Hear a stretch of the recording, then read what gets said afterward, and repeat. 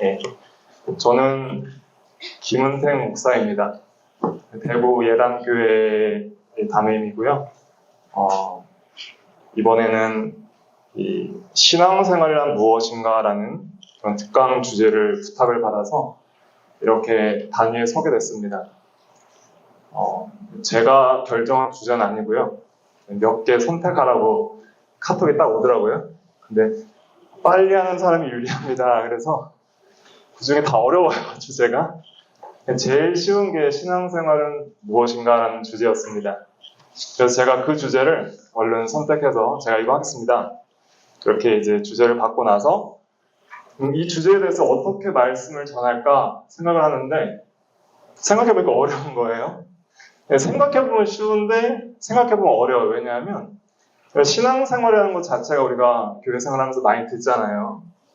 그런데 그곳에 진짜 참된 본질적인 의미가 뭔지를 우리가 깊이 있게 생각을 해보려니까 너무 난해하기도 하고 범위가 넓기도 한 거예요. 그래서 제가 여러 여기 수련회 주최하시는 강도사님들이랑 목사님께 조언을 좀 구했습니다. 도대체 이 주제를 제가 받았는데 초점이 뭡니까?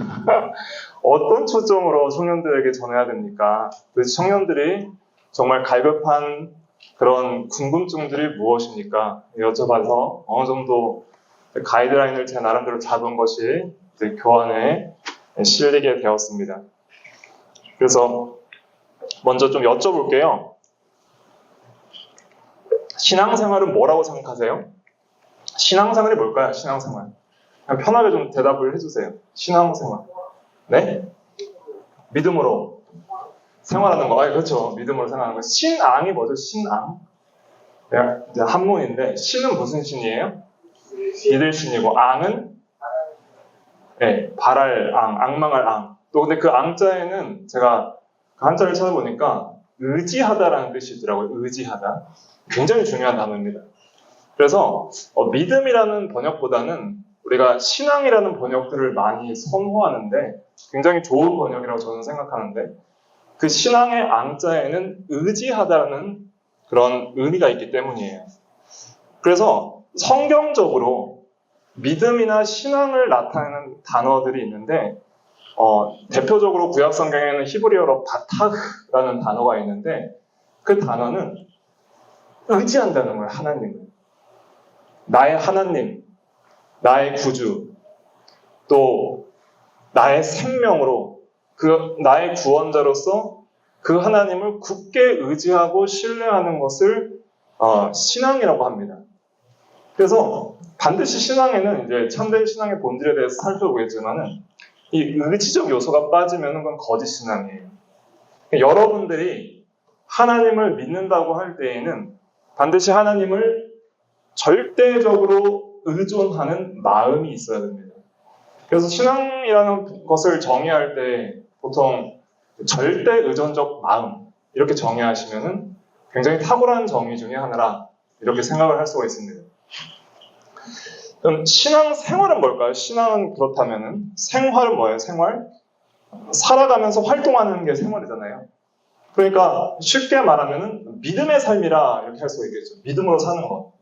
그래서 우리가 처음 이제 예수를 믿게 되고 하나님을 믿게 되어서 믿음의 삶이 시작됐다면은 이제 믿음의 삶을 언제까지 살아가야 될까요? 죽을 때까지. 그럼 죽고 나서 안 살 거예요? 죽고 나서는 믿음 없어도 될까요? 이제 죽어서 천국 갔어요. 그래서 예수님도 만나고 보고 싶었던 인기 있는 신앙 인물들도 만나고 근데 믿음은 이제 없어도 있어야 돼요. 영원히 있어야죠. 천국에서는 완전한 믿음으로 살게 될 것입니다. 그래서 믿음, 소망, 사랑 이 세 가지는 항상 있을 것인데 그 중에 제일은 뭐라고요? 사랑인데 믿음도 항상 있죠. 아담은 믿음이 필요 없었을까요? 에덴 동산에서 타락 전에 무죄 상태의 아담 믿음이 필요했을까 안 필요했을까요? 필요했어요.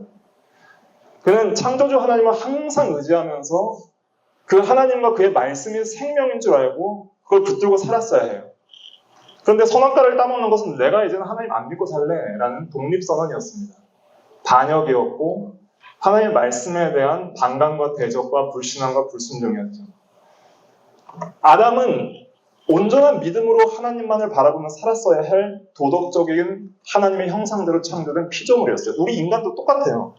여러분들은 절대 하나님 없이 살아갈 수 없는 존재라는 걸 믿어야 됩니다. 하나님은 살아계십니다.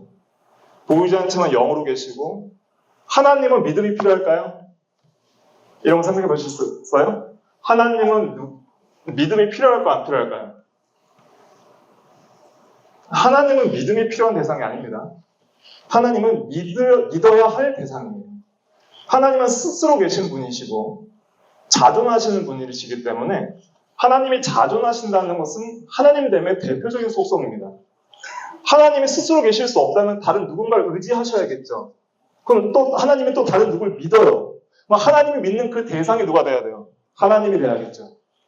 그러니까 하나님은 믿음의 대상이요, 믿음의 주이시지, 누구를 의지하거나 자기를 의탁하거나 내가 너무 부족하니까 믿음 있는 여러분들이 필요해, 나를 제발 믿어줘, 나에게 뭘 도움을 줘 라고 하실 분이 아니에요. 하나님은 저도 여러분들 없어도 완전 충족하시고 복되시고 영원하시고 부족함이 없으신 하나님이십니다. 그 하나님께서 우리 인간들을 창조하시고 우리에게 믿음이라는 중요한 요소들을 요구하시는 거예요. 그래서 우리는 사실은 여러분들이 믿든지 안 믿든지 하나님 없으면 못 삽니다. 여러분들 오늘 하루를 살며 기동하며 존재하며 호흡하는 모든 매 순간 여러분들은 하나님 때문에 살아있는 것입니다. 육신도 살아있는 것이고 영혼도 살아있는 것이고 하나님은 생명 그 자체요, 모든 만물의 근원이신 동시에 그 말씀으로 모든 만물을 친히 붙드시고 보존하시고 통치하시는 전능하신 하나님이십니다. 그런데 그 하나님 앞에 우리가 믿음으로 살지 않는 것은, 그것은 정말 악한 범죄 중에 하나다, 이렇게 생각을 하시면 됩니다. 그래서 믿음이라는 것은 단순한 것이 아니라 우리의 영육 전체의 생사를 맡기는 거예요. 여러분들의 삶을 맡기는 거예요, 믿음은. 하나님 없으면 나는 죽습니다 하는 신앙으로 사는 게 믿음입니다. 그냥 인생의 액세서리가 아니에요. 난 돈도 있어요, 명예도 있어요, 여러 가지 자기개발을 통해서 가진 지식도 있고, 내가 낸데, 이제 경상도에서 생각하니까 경상도 사투리는 내가 낸데, 이런 게 있습니다. 내가 낸데 뭐 어쩌라고 하는 게 있어요. 내 힘으로 살아갈 수 있다는 그런 교만이죠. 여러분들 마음속에 그런 것들이 혹시 있지 않으십니까? 내가 혼자 다 할 수 있어. 근데 뭔가 인생에 좀 공허한 이 부족한 면은 좀 하나님이 채워줬으면 좋겠어. 그러니까 제 인생에서 여기까지는 터치하지 마세요, 하나님. 그리고 이거는 제가 어떻게 할 수 없는 부분이니까 이건 좀 도와주세요. 그런 것은 진짜 신앙이 아닙니다. 진짜 신앙이라는 것은 나의 모든 걸 하나님께 맡기는 거예요. 여러분들 인생과 삶과 구원의 모든 것과 영원의 것까지, 영원한 삶과 죽음을 하나님께 맡기는 거예요. 그래서 그 하나님을 의지하고 그 하나님을 믿음으로 살아가는 것이, 그것이 하나님이 기뻐하시는 참된 신앙생활입니다. 구약 성경을 읽어보세요. 시편을 읽어보세요. 신앙의 선배들이 어떻게 고백했는지. 나의 힘이 되신 여호와야, 내가 주를 사랑하노니. 여호와는 나의 산성이시오, 단석이시오, 방패시오, 구원의 뿌리시오, 내가 피할 다윗이오. 인생의 모든 것이라고 고백하는 거예요. 예수 그리스도와 주 성령과 우리 하나님 아버지는 여러분들의 인생의 근원이시고 존재의 이유고 삶의 원동력이고 생명 그 자체이며 모든 것입니다. 그것을 깨닫는 것이 믿음이에요. 시작입니다. 내가 인생의 주인인 줄 알았던 거죠. 태어나서 만물의 존재의 시작과 마지막을 몰랐고 그냥 내가 인생의 주인처럼 살아가고 있었어요. 그런데 어느덧 하나님께서, 성령께서 우리의 영혼을 살려주시는 놀라운 일이 발생하는데 그것이 중생의 은혜입니다. 중생은 내가 하는 게 아니에요. 여러분들 태어나고 싶어서 태어났어요? 몇 날 며칠로 생일을 해줘 엄마? 그럼 태어날게. 그래서 태어났습니까? 그럼 갑자기 태어나니까 응애하니까 뭐 인식하는 순간부터 내 생일이 그때였구나 이렇게 알고 엄마 아빠를 인식하는 거죠. 그거와 똑같아요. 영혼의 중생이란 거듭남도 어디로 가서 어디로 가는지 모르듯이 바람의 임의로 불 때 내가 어떻게 태어난지 모르지만 그냥 하나님께서 태어나게 하시는 거예요. 그래서 영혼이 살아나면 영혼을 살리는 것은 성령의 역사입니다. 여러분들이 살고 싶어서 살 수 있는 게 아니에요. 구원이라는 것은 인간의 의지의 결정에 달려있지 않아요. 여러분들 나 구원받고 싶어 한다고 구원받을 수 있는 것도 아니에요. 그런 마음 자체도 없을 거예요. 마음 자체가 없어요. 그것이 전적으로 죽은 상태, 허물과 죄로 죽었다는 표현, 전적 부패라는 표현, 영적 사망이라는 표현의 의미입니다. 죽어있는 자가 어떻게 믿어요? 그 나사로가 죽은 지 나흘이 돼서 무덤에서 썩은 시체 냄새가 난다 그랬잖아요. 네, 나사로가 이쯤 됐으면 그만 썩고 이제 살아야지. 그럼 살 수 있어요? 없죠. 허물과 죄로 죽었다는 것은 그런 뜻입니다. 모든 인간은 태어나면서부터 영적으로 죽어있는 상태로 태어나요. 그 인간은 스스로의 의지와 힘으로 믿을 수가 없습니다. 영적으로 30분 만에 끝내려고 그랬는데 점점 길어지네요. 죄송합니다. 최대한 빨리 끝내볼게요. 이게 원래 다 제 강의 안에 있었는데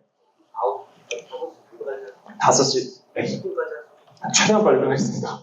네, 조금만 집중해주세요. 영적으로 죽었다는 것은 이런 의미입니다. 자, 육신의 죽으면 땅에 묻혀서 활동이 정지되죠. 육신의 죽음이라는 것은 영혼이 없는 몸이 죽은 것 같이라는 표현대로 영혼이 육체를 떠나는 그 순간부터 육체의 모든 유기적 활동은 정지가 돼요. 그래서 더 이상 활동이 없어요. 근데 영혼은 죽어도 활동해요. 그 말은 무엇이냐면 영혼은 불멸의 존재입니다. 영혼은 불멸의 존재인데 영혼이 죽었다는 의미는 어떤 의미냐면은 반드시 살아 있어야 할 기능이 죽었다는 거예요. 기능적으로 생각하셔야 됩니다. 영혼의 기능, 가장 고등한 기능은 뭐냐면은 하나님에 대하여 살아있는 거예요. 하나님에 대하여. 하나님에 대하여 산다는 것은 하나님을 알고 사랑하고 순종하며 그렇게 살아가는 모든 영혼의 활동을 살았다 이렇게 표현하는 거예요. 하나님을 향해 사는 사람의 특징은 뭐냐면 하나님을 믿고 순종하고 의롭게 살아요. 거룩한 삶이 있어요. 그 삶은 하나님이 내가 거룩하니 너희도 거룩하라 하신 것처럼 하나님을 닮은 삶이고 거룩한 삶이고 선한 행실이 나오는 삶으로 연결되는 것이 산 영혼의 활동이에요. 그래서 죽은 영혼의 활동이라는 것은 히브리서에 보면 죽은 행실이라고 표현하는데 죽은 행실은 어떤 의미냐면은 살아 움직이는데 전부 시체 썩은 냄새밖에 나지 않는 삶을 사는 거예요. 그러니까 짐승만도 못한 삶을 산다라고 표현하죠. 살아도 사는 게 아니에요. 진짜 영혼이 살아있다는 것은 하나님에 대하여 산다. 의에 대하여 산다. 이렇게 로마서 6장은 표현을 하고 있습니다. 그래서 영혼이 참으로 중생해야만이 뭘 할 수 있을까요? 믿을 수 있는 거예요. 영혼이 거듭나야지 믿을 수 있는 거예요. 영혼이 거듭나지 않은 사람은 믿고 싶지도 않을 뿐더러 믿을 수도 없어요. 잘 이해하셔야 됩니다. 나사로가 죽어 있는데 예수님께서 나사로야 나오라 하는데 나사로가 나왔잖아요. 자기가 나오고 싶어서 나왔어요? 듣고 좀 나와야겠다 하고 나왔어요? 어떻게 나왔어요? 예수님 먼저 죽은 자를 살려주셨으니까 나온 거죠. 그러니까 먼저 우리가 믿을 때는 여러분들 이렇게 생각하셔야 돼요. 내가 이쯤 살아를 보니까 예수 하나 정도는 믿고 살아야 될 것 같아. 그래서 믿은 게 아니에요. 자연적 인간 태어나면서부터 모든 자연인들은 구원받지 않은 기본적인 태어나면서부터 믿지 않는 모든 상태에 있는 사람들을 자연인이라 표현하는데 그 사람들은 예수님을 믿을 수가 없습니다. 왜 믿을 수가 없냐면은 믿기 싫어서 안 믿는 거예요. 믿기 싫어서. 이 개념을 잘 이해하셔야 돼요. 영혼이 죽었다는 것은 싫어하는 거예요. 하나님과 진리에 대한 그 싫어하는 게 있어요. 싫어하는 게. 그것을 이제 로마서 8장 7절에서는 뭐라고 표현하냐면 육신의 생각은 하나님과 원수가 되나니 육신의 생각은 하나님과 원수가 되나니 이는 하나님의 법을 순종하지 아니할 뿐 아니라 순종할 수도 없음이라 그랬습니다. 할 수 없다. 순종할 수가 없어요. 순종 안 하는데 할 수도 없다. 왜냐하면은 원수가 되기 때문이라 그랬어요. 그 의미는 무엇이냐면은 원수라는 그 의미는 그 헬라어로는 에크트라라고 하는데 적대감을 가리킵니다. 적대감. 그래서 하나님과 원수가 된다는 개념은 이거예요. 원수끼리는 어떤 감정이 있어요? 미움이 있죠. 그러니까 영원히 죽은 상태는 하나님과 하나님의 진리에 대한 미움이 있다 이런 뜻이에요. 그러니까 이게 전도할 때 보면은 참 우리는 믿으니까 너무 좋은데 전도해 보니까 안 믿어요. 안 믿어. 왜 그럴까요? 싫은 거예요, 그냥. 싫은 거예요. 이것이 영적으로 죽은 상태의 특징입니다. 그래서 이것이 죄예요. 왜 죄냐면은 여러분들이 영혼이 죽어 있다는 것은 이런 의미예요. 자, 이걸 이제 제가 너무 난해하게 할 수도 있는데 잘 한번 들어보세요.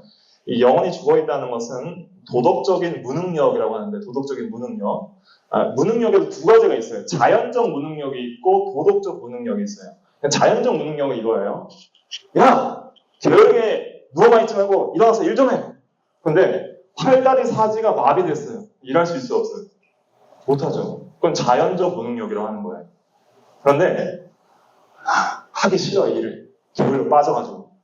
그래서 그냥 일해! 안 해요. 하기 싫어. 그건 뭐예요? 도덕적 무능력이죠. 예수를 안 믿는다는 건 그런 거예요. 어떤 마음의 작용, 영혼의 작용은 살아있어요.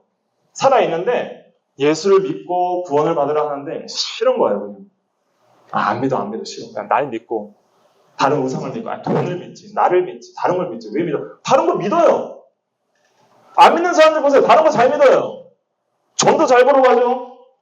귀신도 무서워요. 이상한 무속신앙 다 믿어요. 조상신 숭배 안 했더니 제사 안 지냈더니 집안에 우환이 끼고 이거 화가 있다. 제사 제대로 지내라. 철저하게 지내라. 그런 거 믿는데 하나님을 경외하고 철저하게 예배를 드리라 이런 신앙은 없어요. 그냥 싫은 거예요. 다 싫은 거예요. 근데 그러한 싫어하는 마음 속에 하나님께서 먼저 찾아오셔서 성령으로 여러분들의 영혼을 거듭나게 하는 순간 여러분들은 완전히 다른 사람이 되는데 그 영혼이 중생했다는 것은 어떤 의미냐면 영혼의 성향이 완전히 바뀌는 거예요. 사람이 바뀌는 거예요. 새 사람을 입는 거예요. 그러니까 하나님을 싫어했던 존재고 하나님을 싫어하는 정도까지는 아니더라도 무관심했어요. 무관심도 하나의 반감의 일종입니다. 싫으니까 관심이 없는 거예요. 여러분들도 하나님에 관심이 있으십니까? 관심 있어요? 하나님과 진리에 대해 관심 있어요? 네. 있죠? 있는 것은 영혼의 산 증거예요. 근데 싫은 것도 있죠, 솔직히. 솔직하게 하세요. 저도 싫은 게 있어요. 때론 기도하기도 싫고, 때론 성경 읽는 것이 지겨워질 때도 있어요. 때로는 하나님의 말씀을 순종해야 되는 것을 알면서도 그 순종하는 게 별로 싫을 때도 있을 수 있어요. 여전히 그러한 반감과 대적과 하나님과 하나님의 진리를 무시하고 싫어하고자 하는 부패한 옛사람이 남아있다는 증거예요. 그러한 하나님에 대한 반감의 죄성을 인식할 수 있는 사람은 중생한 사람밖에 없어요. 내가 하나님에 대해 살아있게 배워보고 그렇게 하나님에 대해 사는 게 더 좋은 상태가 되고 나니까 싫은 상태가 뭔지를 확실하게 보이는 거예요. 그러면서 괴로워하죠. 내가 믿음이 없구나. 내가 죄인이구나. 내가 정말 죽어마땅한 존재구나. 그때서야 자기 죄를 인식하지. 중생의 은혜와 참된 믿음과 회개의 은혜가 없으면은 자기 죄 못 깨달아요. 여러분들. 그래서 여러분들이 먼저 제가 이걸 왜 이렇게 길게 설명하냐면 신앙생활 본론은 안 가고 여러분들이 예수를 믿게 됐다는 것은 여러분들이 선택한 게 아닙니다. 전적인 누구의 은혜예요? 하나님의 은혜라는 거예요.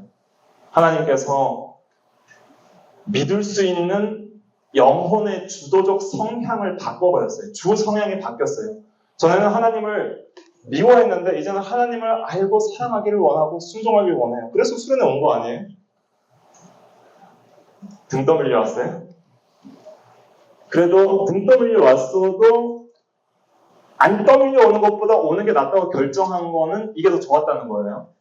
우리가 어떤 의사를 결정할 때 결국 최종 결정자는 나예요. 나. 모든 의사 결정의 최종 결정자는 나예요. 예수 믿으면 죽인다. 총으로 딱 겨눴어요. 근데 이제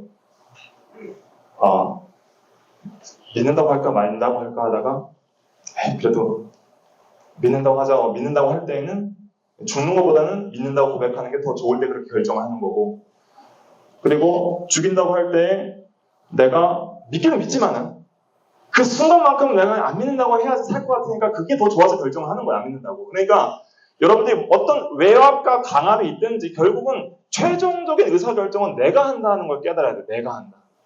여러분들에게는 모든 마음과 행위의 결정에 여러분들에게는 도덕적 책임이 있습니다.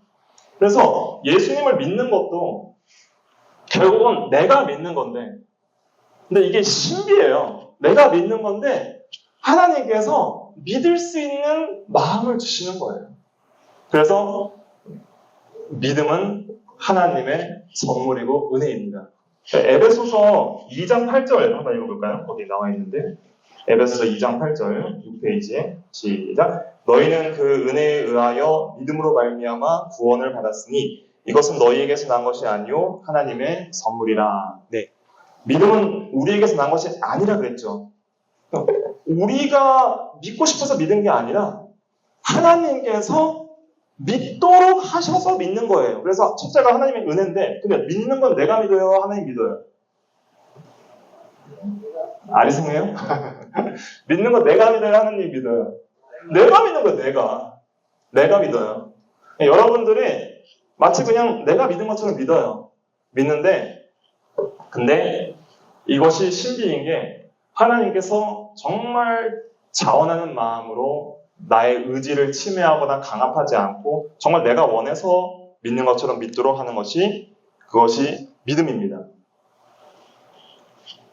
그래서 여러분들에게 만약에 참된 믿음이 있다면 그것은 먼저 하나님께서 여러분들 영혼에 역사하셔서 여러분들의 영혼을 살리셨다는 증거이고, 하나님의 성령께서 여러분들 가운데 역사하셨다는 확실한 증거입니다.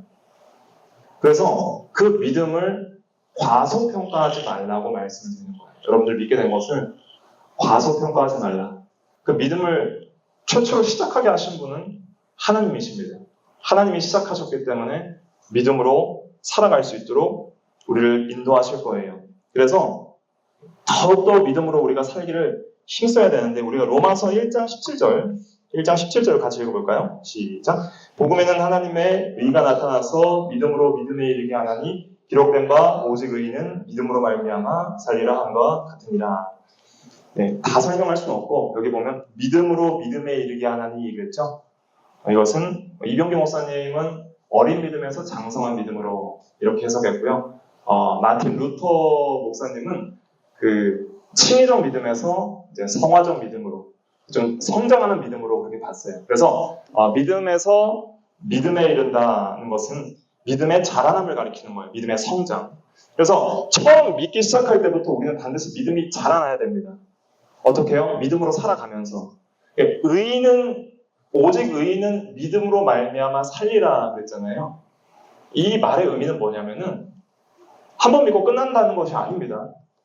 오직 의인은 믿음으로 말미암아 살리라는 것은 믿음으로 우리가 의롭게 된 자는 이제는 믿음으로 거룩하게 살아가야 된다, 의롭게 살아가야 된다, 이런 뜻이에요.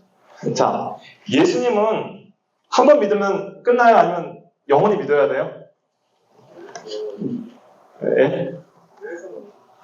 처음 구원받을 때만 믿으면 되지 꼭 계속 믿어야 돼요? 딴 거 믿으면 안 돼요? 예수님 구원받을 때 한 번 믿고 다른 성경 믿으면 안 돼요? 예수님 영원히 믿어야 돼요? 예수님도 영원히 믿어야 돼요. 그래서 저도 어릴 때 이렇게 생각했는데, 예수님은 이제 처음 구원받을 때만 믿고 이제 그냥 하나님의 말씀만 믿고 살면 되지 생각했는데 그게 아니에요. 영원토록 예수님을 의지하고 믿고 살아가야 할 때에 우리의 믿음이 자라날 수 있습니다.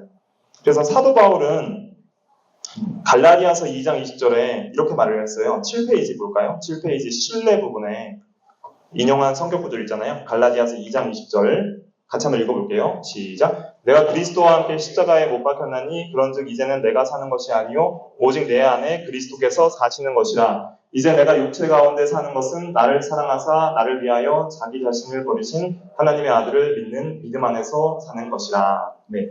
그래서 이제 예수를 믿는 믿음 안에서 계속 살아간다고 고백을 하고 있습니다.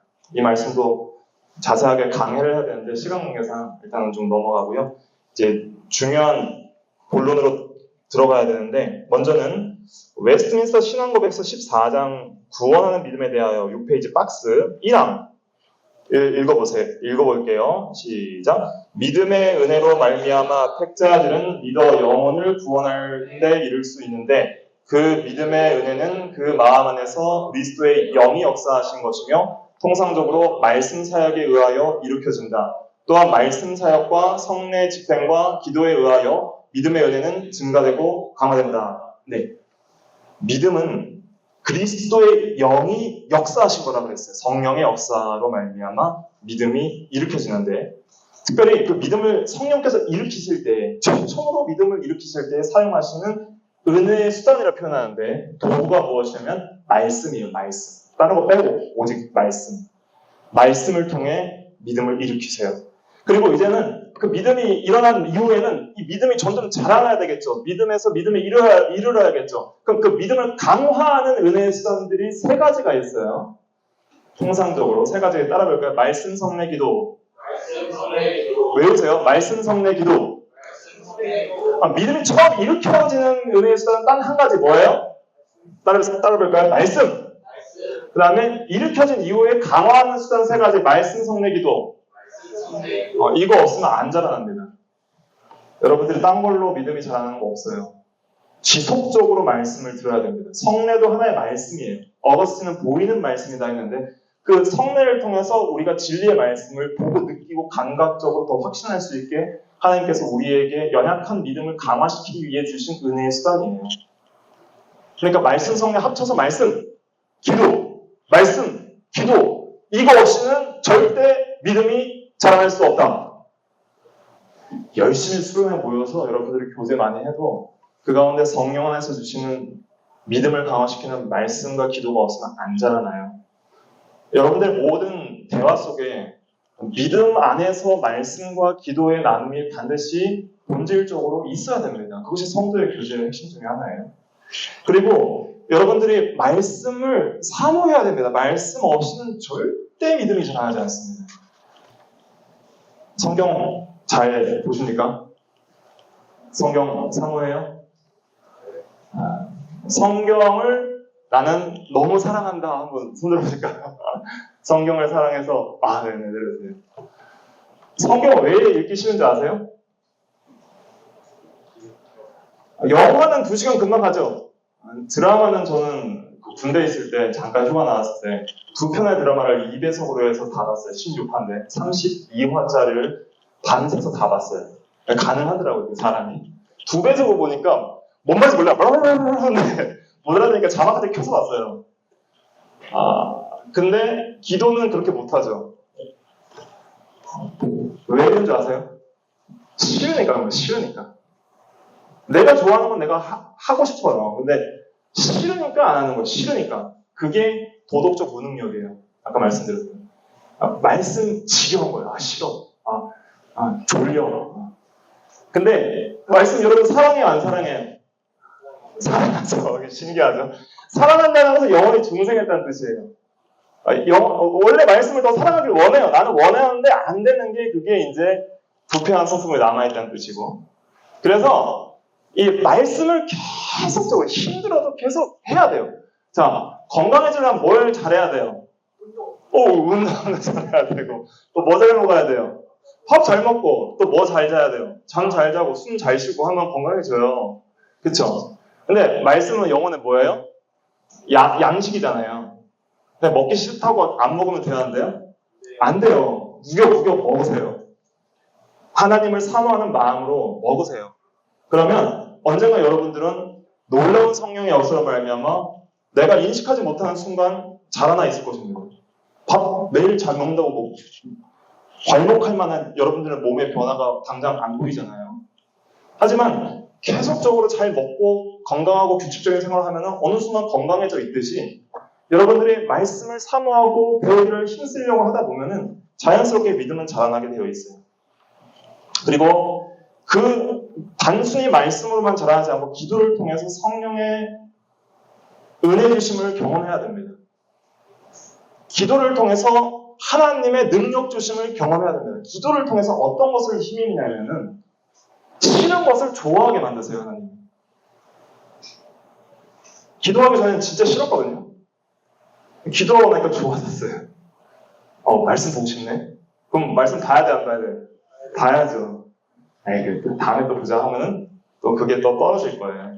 기도하면은 이제는 내 영혼의 주도적 성향이 강화돼요. 새 사람이 강해져요. 그러니까 내가 하고 싶어야 할 수 있거든요.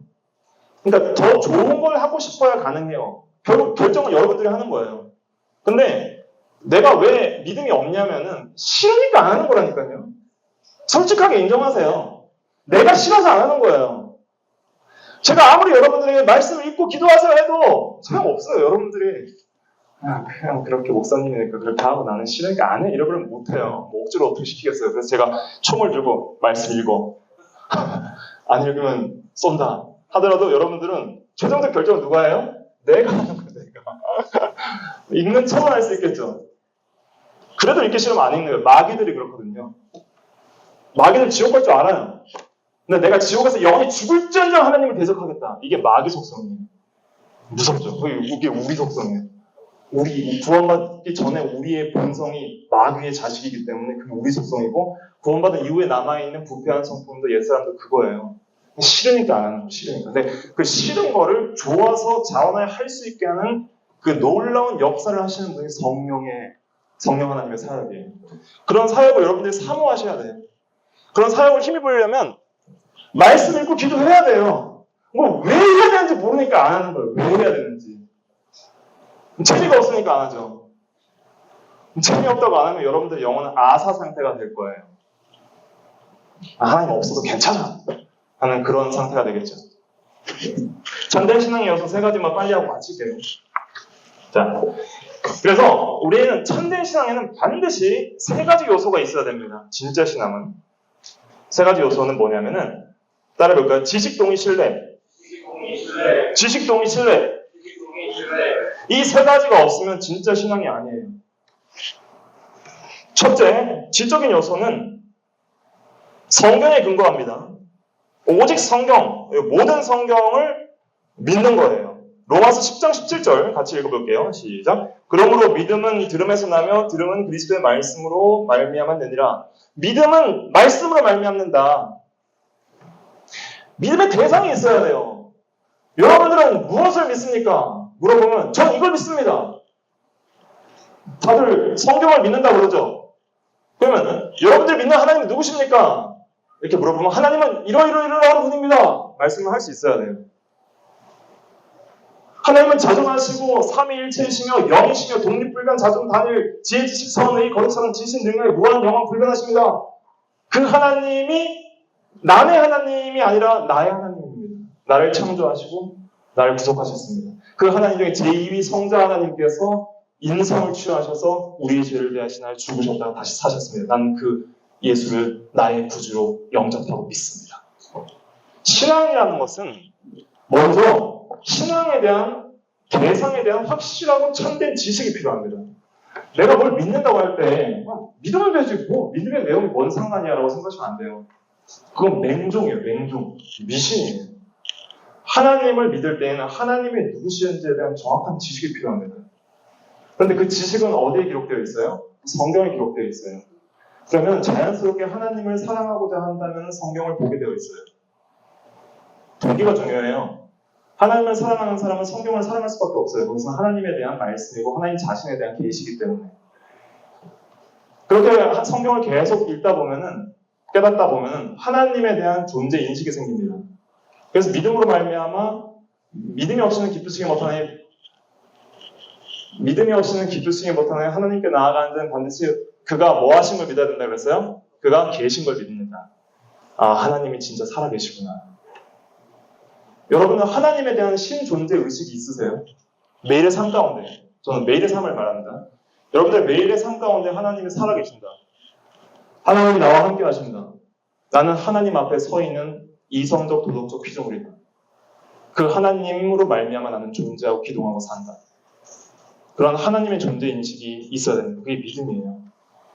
그런 인식이 있으면 하나님이 누구신지를 알아야 돼요. 호세아서에 보면은 하나님을 아는 지식이 없어서 백성이 망한다 그랬거든요. 우리가 실패하는 이유 중에 하나는 하나님을 너무 모르기 때문입니다. 여러분들이 솔직하게 고백하셔야 됩니다. 저도 그렇고. 항상 우리는 하나님을 너무 모릅니다. 하나님을 알게 하여 주시옵소서. 그렇게 간절히 기도하고 하나님의 말씀을 묵상할 때 하나님께서 여러분들의 마음 가운데 찾아오실 겁니다. 그리고 인격적으로 하나님을 만나게 될 거예요. 인격적으로 하나님을 만난다는 건 뭘까요? 여기 한번 보세요.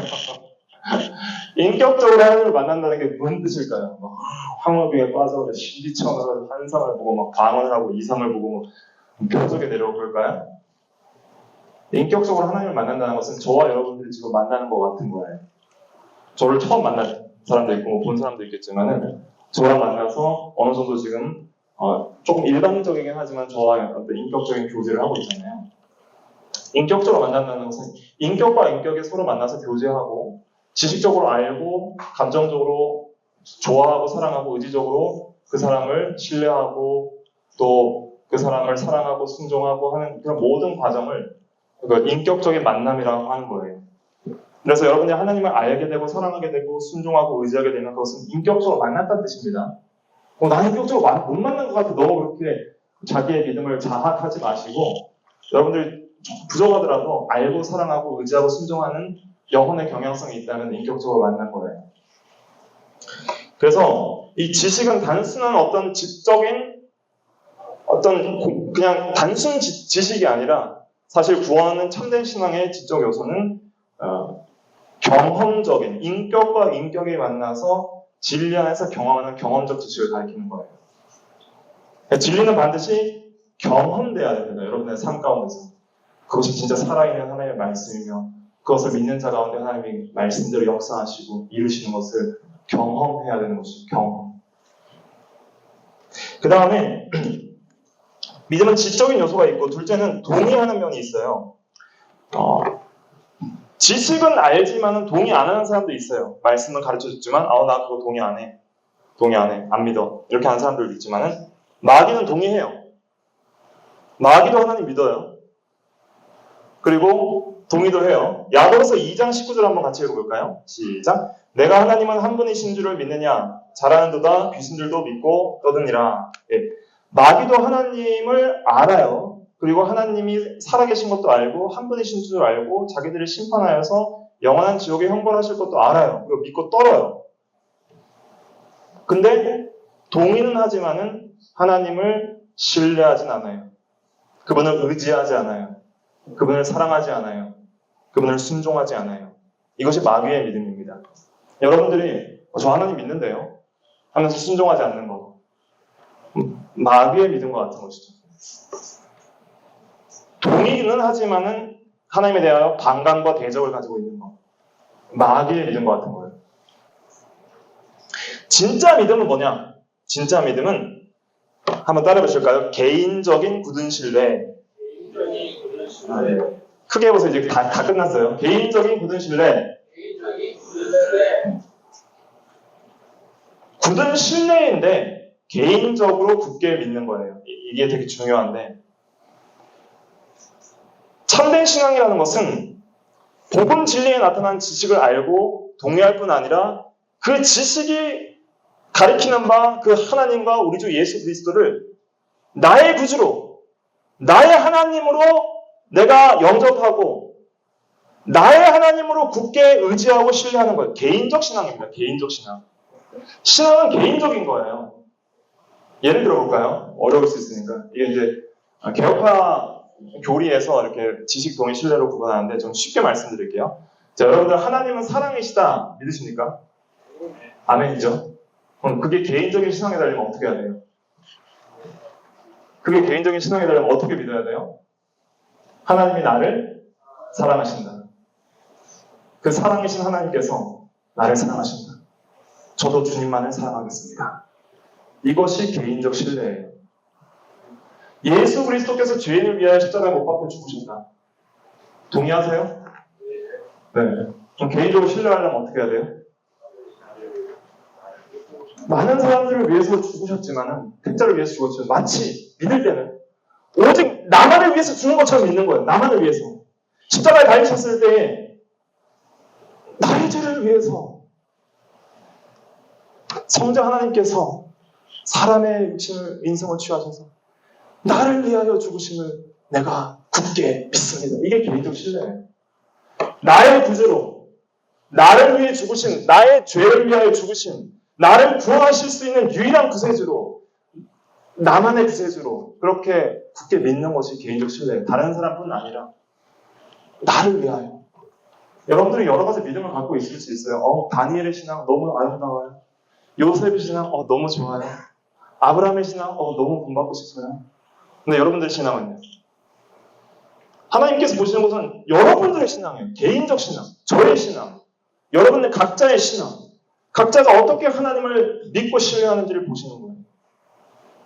근데 왜 내가 믿음이 없냐면은 그런 개인적 신뢰를 가질 만한 지식이 없을 수도 있고 동의가 안 될 수도 있고요. 지식과 동의를 가지고 하나님 말씀 진리 맞지? 그래 하나님 사랑이시다. 동의해. 예수님이 십자가에 죽으실 때 1000번, 10,000번 들었어. 지겨워.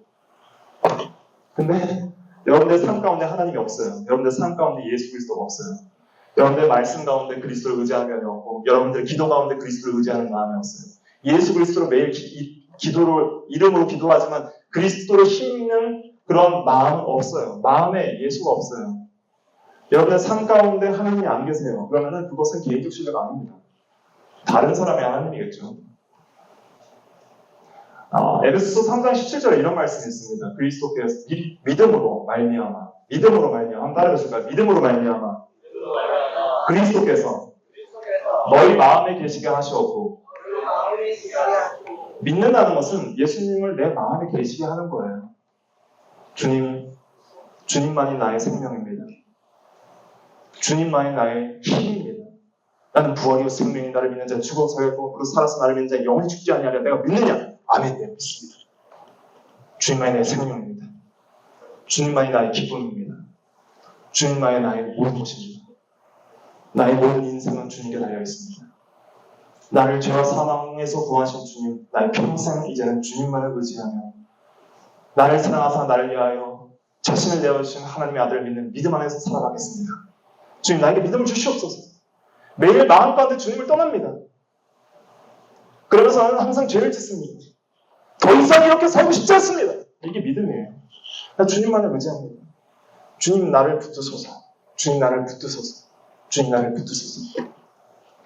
여러분들에게 그런 신앙 고백이 있습니까? 개인적으로 말하면 개인적으로 그런 신앙 고백이 있냐는 것이죠. 그것이 진짜 믿음입니다. 그런 것 없이 그냥 피상적으로 그렇다더라 저렇다더라 하나님 사랑이시지 예수님 죽으셨지 그래.